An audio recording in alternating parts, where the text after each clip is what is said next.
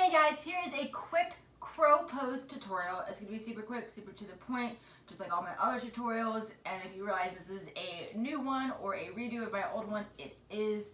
As I've been playing on my mat more and more with quarantine and just kind of breaking down a lot of the poses, I figured out a new cue that I really like for a crow pose when it comes to getting into the pose for whoever, advanced or beginners. So that's why I've decided to redo this video.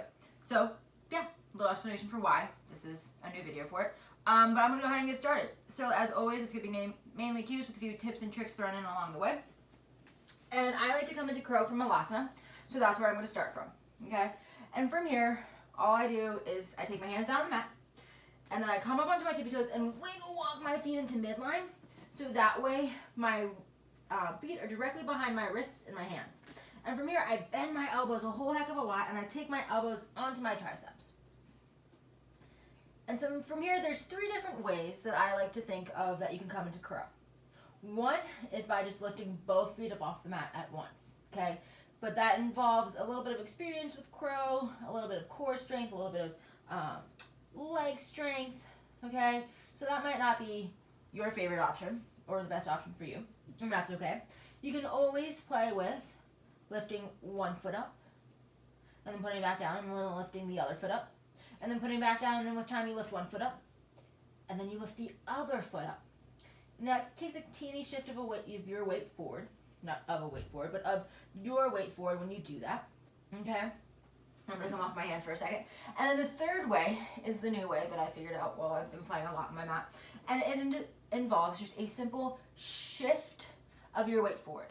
And when you shift your weight forward, your feet come up off the ground. Super cool, super simple. So this is what it looks like. Big elbow bend, knees on my triceps.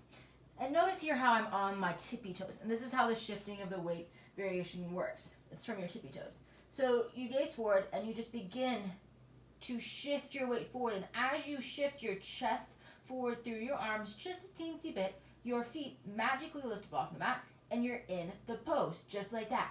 Bam. So the entire time you're in crow, what you want to be focusing on is pulling your belly button up and in and pressing your hands down into the mat. So those are two tips right there.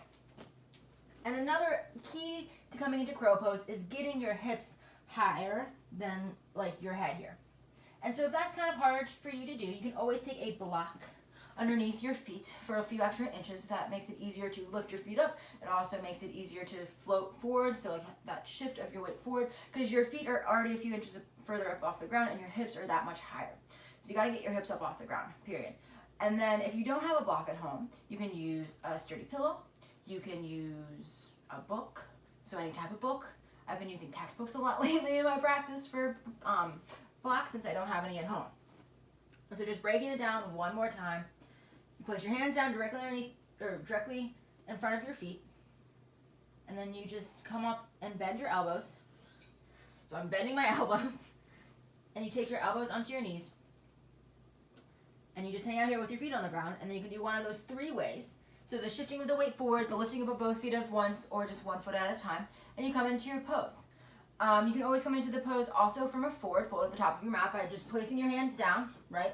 Coming up onto your tippy toes, rising your heels away from the earth, walking your hands out a little bit so that way you have the clearance to bend your elbows and bend your knees. So now your knees are directly behind your triceps and they're resting on your triceps. So yeah, that is crow pose. Very simple.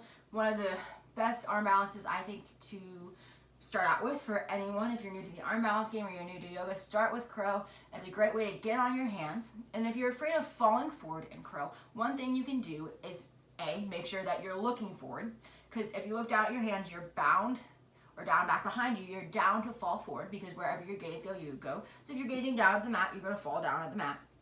And so you want to make sure that your gaze is out in front of you about 2 to 3 feet.